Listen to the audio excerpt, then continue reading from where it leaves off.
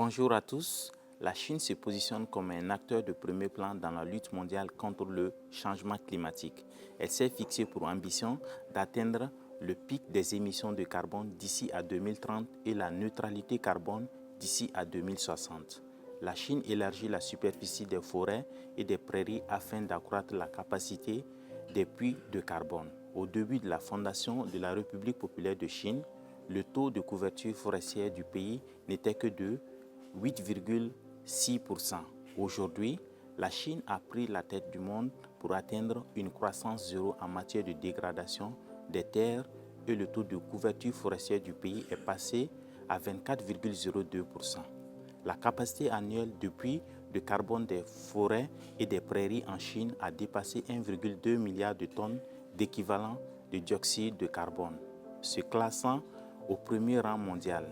J'ai visité plusieurs endroits en Chine et je voudrais partager avec vous quelques constats. Lors d'un récent voyage dans la province du Shanxi, nous avons eu l'occasion de constater les efforts en matière de développement vert. Il faut rappeler que le Shanxi a longtemps été une plaque tournante dans l'industrie lourde et de l'extraction du charbon. Au cours des dernières années, les efforts locaux ont grandement amélioré l'environnement. Cette province accorde de plus en plus un intérêt manifeste au développement vert dans tous les secteurs de la vie. Ce qui frappe au premier regard lorsqu'on arrive dans la province du Shanxi, c'est la verdure des villes. La protection de l'environnement est une priorité absolue à travers toute la province. La plupart des villes que nous avons visitées se distinguent par leur verdure.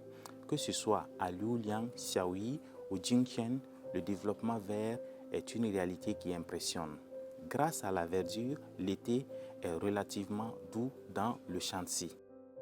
Wangmangling, situé à la jonction des provinces du Henan, du Shanxi et du Hebei, s'élève à une altitude pouvant atteindre 1700 mètres, constituant ainsi le plus haut sommet de la partie sud de la chaîne de montagnes du Taihang. En cette journée estivale de juillet, en dépit d'un soleil brûlant, la température en montagne n'était que de 25 degrés Celsius. Les nuages et la brume enveloppaient l'atmosphère, me transportant dans un ailleurs velouté. La structure géologique de cet endroit est simplement unique avec ses falaises abruptes, ses pics majestueux et ses rochers étranges.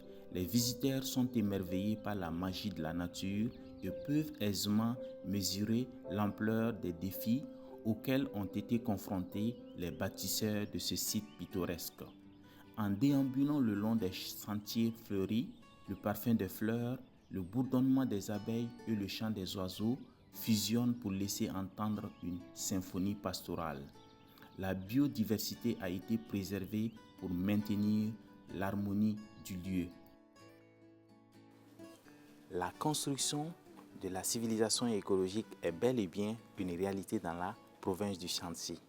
La province s'est résolument tournée vers la production des énergies renouvelables. Il y a des efforts qui sont consentis afin que les systèmes économiques, agricoles, éducatifs, de production et de consommation s'inscrivent dans la recherche du bien-être général des personnes et de la préservation de l'environnement. On voit se mettre progressivement en place une vision pour une société plus verte, plus durable, plus écologique, où l'homme se réconcilie avec la nature. On ne cherche plus à dompter la nature, on travaille à en faire un allié. De plus en plus, de grands groupes industriels se tournent résolument vers les énergies renouvelables. C'est le cas, par exemple, de Sany Group dans la province du Hunan, spécialisé dans la fabrication des engins lourds. Le géant industriel propose désormais des modèles de camions et de bétonnières 100% électriques. Le groupe a intégré une démarche qui s'inscrit dans la promotion des énergies vertes. En Afrique, nous avons créé 15 grandes sociétés de marketing qui couvrent déjà les affaires dans presque tous les pays d'Afrique. Notre groupe Sany considère la faible carbonisation comme l'une des 3 stratégies majeures de notre stratégie globale. Il faut dire que l'ensemble du produit se transforme vers l'électrification, y compris nos excavatrices.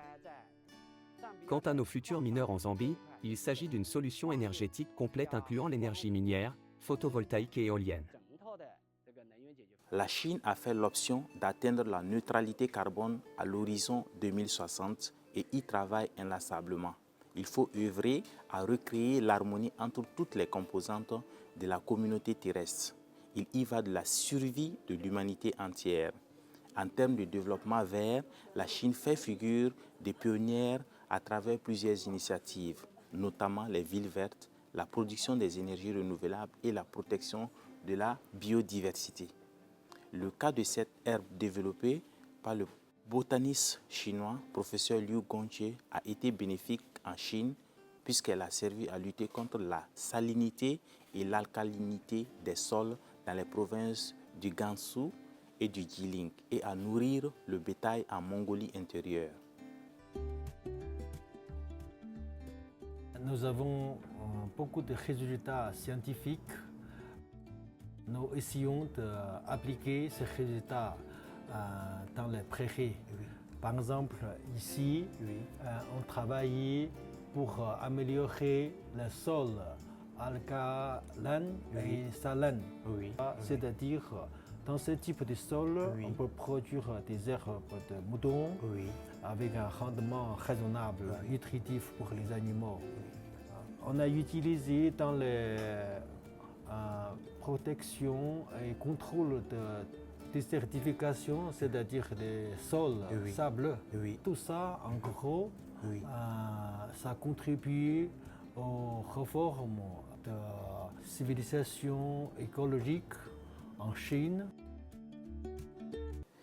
L'impératif de contrôler les débordements et les conséquences désastreuses du changement climatique s'impose. Il est question désormais d'œuvrer en faveur de l'avènement de la civilisation écologique en tant que pourvoyeuse des ressources dont l'homme a besoin pour assurer sa survie et celle des générations futures. La nature mérite une attention soutenue. Pour sa survie, l'homme est tenu de se réconcilier avec la nature. La Chine a bien compris cela et a consenti de nombreux efforts pour promouvoir le développement vert et à faible émission de carbone.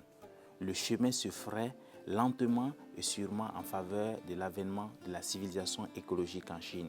L'histoire du développement vert s'écrit en lettres d'or en terre chinoise.